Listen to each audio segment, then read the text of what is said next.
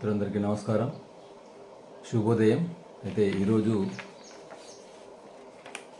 పూజ్య బాపూజీ గాంధీ జయంతి మరియు మన మాజీ దివంగత ప్రధాని లాల్ బహదూర్ శాస్త్రి గారి జయంతి, ప్రపంచ అహింసా దినోత్సవము.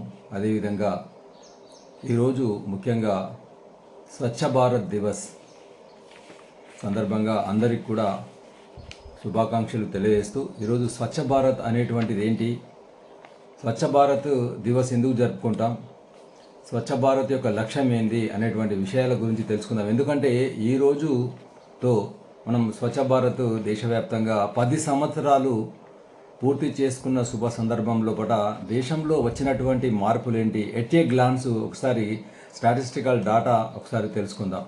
అయితే స్వచ్ఛ భారత్ విషయానికి వస్తే 2014 సంవత్సరంలో ఆగస్టు 15న స్వాతంత్ర దినోత్సవం నాడు మన గౌరవ ప్రధానమంత్రి మోడీ గారు ఈ స్వచ్ఛ భారత్ కార్యక్రమాన్ని ప్రారంభించడం జరిగింది.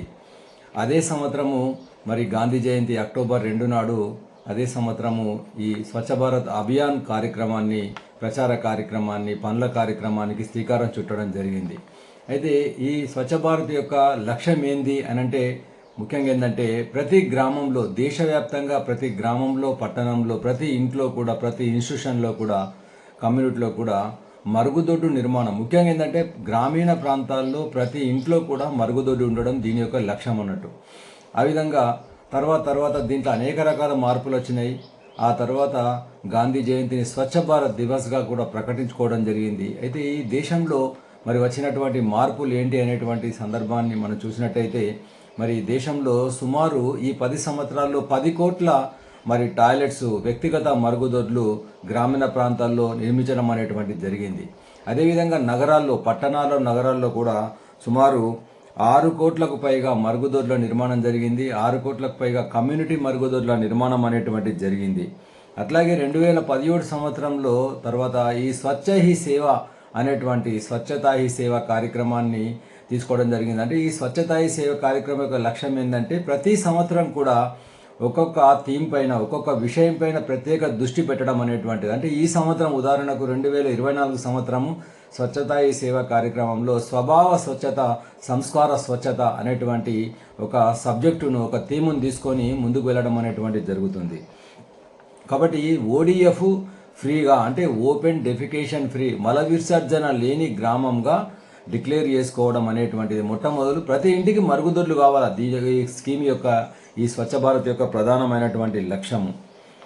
ఆ విధంగా మనం చూసినట్టయితే 2021లో తర్వాత స్వచ్ఛ భారత్ 2.0 కూడా ప్రారంభమైంది. 2014లో స్వచ్ఛ భారత్ 1 ప్రారంభమైంది. తర్వాత 2021లో స్వచ్ఛ భారత్ 2.0 ప్రారంభమైంది, అంటే 2వ అంకం అన్నట్టు.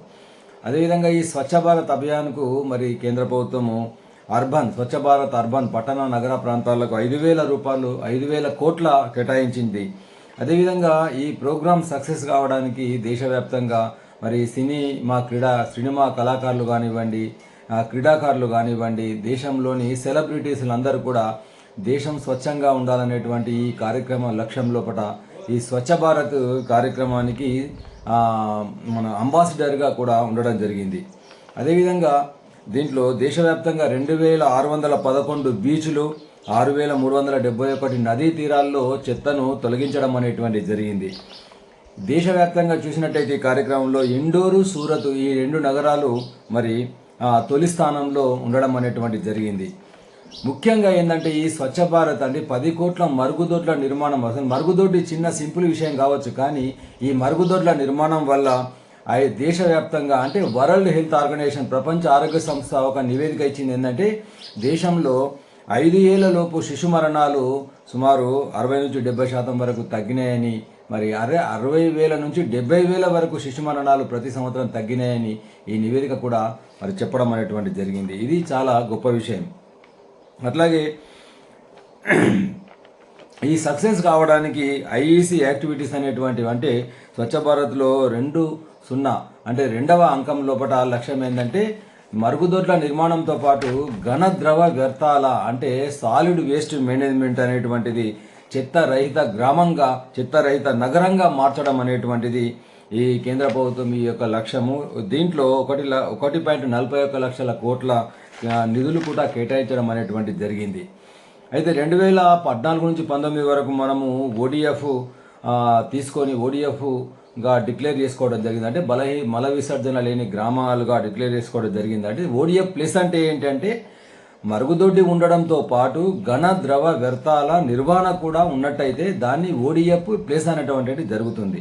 అదేవిధంగా ఓడిఎస్ ప్లస్ అంటున్నాం అంటే పట్టణాలు నగరాలు కూడా వ్యక్తిగత మరుగుదొడ్లు ఉండాలి. అదేవిధంగా అక్కడ కూడా ఈ యొక్క ఘన ద్రవ వ్యర్థాల నిర్వహణ కూడా ఉండాలి. అప్పుడు ఓడిఎస్ ప్లస్ అనేటువంటిది ఉంటుంది. అట్లాగే సెప్టెంబర్ 24 అంటే ఈ సంవత్సరం సెప్టెంబర్ 2024 సంవత్సరం నాటికి దేశంలో ఓడిఎఫ్ సాధించినటువంటి గ్రామాలు సుమారు 5.87 లక్షలని నివేదికలు చెప్తున్నాయి. అట్లాగే సాలిడ్ వేస్ట్ మేనేజ్మెంట్ చేస్తున్నటువంటి గ్రామాల సంఖ్య 3.92 లక్షలు. స్వచ్ఛ భారత్ గ్రామీణానికి 7,192 కోట్ల నిధులు కేటాయించడం అనేటువంటి జరిగింది. అదేవిధంగా ప్రతి గాంధీ జయంతి నాడు ఇప్పుడు సాధారణంగా ప్రతి గ్రామ సభల్లో కూడా ముఖ్యంగా క్యాన్సర్కు కారణమవుతున్నటువంటి మరి ఈరోజు రక్తం లోపల ప్రతి మనిషిలో ప్రతి బ్రెయిన్లో కూడా ప్లాస్టిక్ చేరిపోయిందని మైక్రో ప్లాస్టిక్ రూపంలో ఆ సందర్భంలో పురస్కరించుకుని ప్రతి గ్రామంలో కూడా గాంధీ జయంతి నాడు ఈ యొక్క ప్రతిజ్ఞ అనేటువంటిది చేయడం అనేటువంటిది జరుగుతుంది. అదేవిధంగా ప్లాస్టిక్ నిషేధించాలి, ప్లాస్టిక్ రహిత గ్రామంగా మార్చాలనేటువంటి తీర్మానాలు కూడా చేయడం అనేటువంటి జరుగుతుంది. ఈ స్వచ్ఛ భారత్ అభియాన్ లోపల 109 కోట్ల మంది పాల్గొన్నారని నివేదికలు చెప్తున్నాయి 2023 సంవత్సరంలో. అదేవిధంగా 18 రోజుల పాటు సగటున 3 కోట్ల మంది మరి పాల్గొన్నారని చెప్పడం జరుగుతుంది. అదేవిధంగా శ్రమదానం అనేటువంటిది 53 కోట్ల మంది శ్రమదానంలో పాల్గొన్నారని చెప్తున్నారు. ఇక తెలంగాణ విషయానికి వచ్చినట్టయితే 32 లక్షల టాయిలెట్స్ నిర్మాణము టాయిలెట్స్ మంజూరు చేయడం అనేటువంటి జరిగింది. 2019లోనే మనం ఓడిఎఫ్ డిక్లేర్ అనేటువంటి చేసుకున్నాం.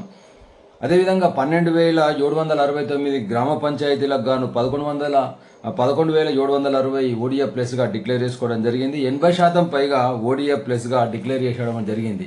ఆ విధంగా ఈ స్వచ్ఛ భారత్ కార్యక్రమం అనేటువంటి నిరంతరం కొనసాగాలి. ఇది ఒక సస్టైన్ కావాలి, సస్టైనబుల్ డెవలప్మెంట్ గోల్ అంటాం. ఇది అంటే మరుగుదొడ్డి ఉండాలి, ఘన ద్రవ్య వ్యర్థాల నిర్వహణ జరగాలి, ఆ మరుగుదొడ్డిని వినియోగించుకోవాలి, కంటిన్యూ కావాలి. ఆ విధంగా ఒక మంచి సదుద్దేశంతో ఉన్నటువంటి స్వచ్ఛ భారత్ను మనందరం కూడా ఇంకా మునుముందు తీసుకెళ్లడానికి ప్రయత్నం చేద్దామని తెలియజేస్తూ అందరికీ నమస్కారం, ధన్యవాదాలు.